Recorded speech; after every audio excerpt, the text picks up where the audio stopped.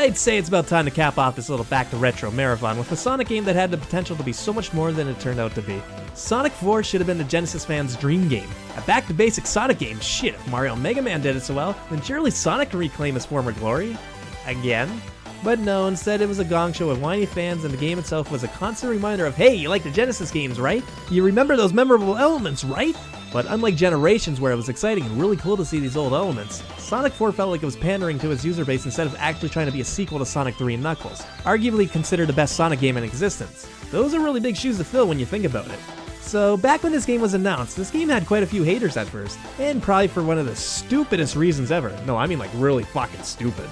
The infamous Green Eyes boycott, aka using Sonic's modern design instead of going the Mega Man 9 route and using classic Sonic like they're doing now with Sonic Mania. Yeah, fuck the possibility of Sonic 4 maybe being a great game in its own right. No, instead, let the first impression lead to boycotting a game for the dumbest reason I've ever heard. I was blown away by this. Like, how petty and pretentious could a person get for wanting to boycott a game over an eye color? Like, again, I'm sorry, but that was just fucking stupid.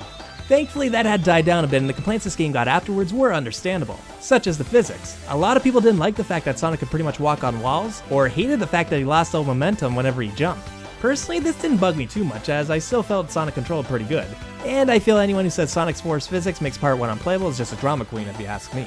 What did bum me out though were two things. One, Sonic was the only true playable character. Okay, I know Tails is in Part 2 and he's a major part of that game, but he's pretty much just a glorified permanent power-up, which means level design is based around the tag team mechanic they reintroduced from Sonic Advance 3, except this limits the possibilities. Well, really, I should say most of the level design was based around Tails' flight abilities, but he would break the game if he was player 1 otherwise, so they really limited the replayability in comparison to the other 2D Sonic games, where you had multiple characters to choose from and play freely with.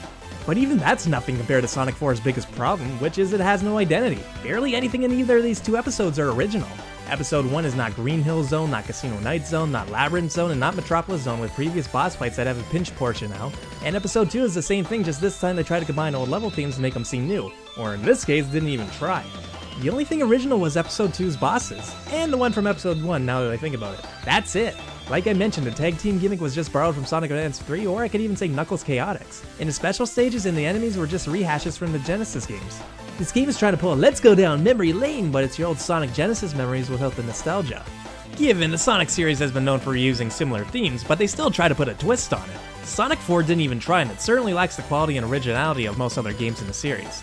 Think of it like this, when I reviewed the Sonic Advance trilogy, I said those 3 games were the true successors to the Genesis games, and I still stand behind that statement. While not all of them are going to be for everyone, nobody can deny that they all try to do their own thing while still playing like a Sonic game, and decent to good Sonic games too for that matter.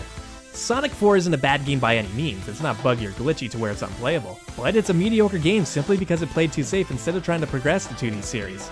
And sometimes mediocrity can be just as disappointing as games gone horribly wrong.